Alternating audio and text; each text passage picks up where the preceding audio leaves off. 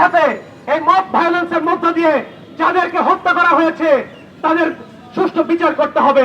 চট্টগ্রামে আমরা দেখেছি ইসকন নেতা চিন্ময় দাসকে গ্রেপ্তারকে কেন্দ্র করে চট্টগ্রাম কোর্ট প্রাঙ্গণে আইনজীবী সাইফুল ইসলাম আলিফকে হত্যা করা হয়েছে। সেই হত্যার বিচার এখনো পর্যন্ত এই সরকার করতে ব্যর্থ হয়েছে। আমরা দেখছি অন্তর্বর্তীকালীন সরকার ব্যস্ত রয়েছে গণপরিষদ নির্বাচন তারা দেবেন কিনা, তারা ব্যস্ত রয়েছেন, তারা এই নতুন রাজনৈতিক দল গঠনে তারা ব্যস্ত রয়েছেন। কিন্তু জনগণের যে আকাঙ্ক্ষা, সেই যে পতিত স্বৈরাচার আওয়ামী লীগের নেতাকর্মী যারা এই হত্যাকাণ্ডে জড়িত ছিল, যে সকল প্রশাসনের যে সকল ব্যক্তি এই হত্যাকাণ্ডে জড়িত ছিল, তাদের যে বিচার, সেই বিচার এখনো পর্যন্ত তারা করতে ব্যর্থ হয়েছেন। আমরা অবিলম্বে এই সমাবেশ থেকে সেই হত্যাকাণ্ড, জুলাই আগস্ট হত্যাকাণ্ডের বিচার তা অবিলম্বে শুরু করবার জন্য এই সরকারের প্রতি আহ্বান জানাচ্ছি।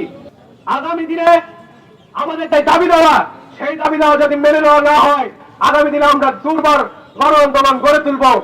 আগামীতে আমরা সারা বাংলাদেশে এবং ঢাকা শহরের বিভিন্ন পয়েন্টে আমাদের বিক্ষোভ সমাবেশ আয়োজিত হবে। আজকে এখানে আমরা দেখছি যে আমাদের এই সমাবেশকে কেন্দ্র করে একটি বিশৃঙ্খল পরিস্থিতি তৈরির চেষ্টা করা হচ্ছে। আমাদেরকে গতকাল থেকে গোয়েন্দা সংস্থা থেকে বারবার করে ফোন দিয়ে বলা হয়েছে আমরা যেন এই কর্মসূচি পালন সংক্ষেপ করি, পালন না করি। আমরা বলতে চাই, ভয়ভীতি দেখিয়ে, হামলার ভয় দেখিয়ে আমাদের দমিয়ে রাখা যাবে না।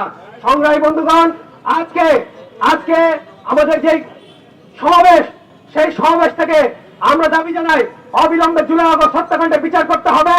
অবিলম্বে মব ভায়োলেন্সে যারা নিহত হয়েছেন তাদের বিচার করতে হবে। আওয়ামী লীগ আমল থেকে এই অন্তর্বর্তীকারী সরকার আমলে যে হত্যা খুন ধর্ষণের ঘটনা ঘটেছে তার যথাযথ বিচার করতে হবে। সংগ্রামী বন্ধুগণ, আমরা আগামী দিনে আমাদের লড়াই সংগ্রাম আরো দুর্বার গতিতে এগিয়ে নিয়ে যাব এবং আগামী দিনে আপনাদের মধ্য দিয়ে আমাদের যে আন্দোলন, সেই আন্দোলন আমরা দেশবাসীর কাছে, সেই আন্দোলনের সংবাদ আমরা দেশবাসীর কাছে পৌঁছে দেব। এবং সেই লড়াইয়ে আপনারা সকলে আমাদের পাশে থাকবেন।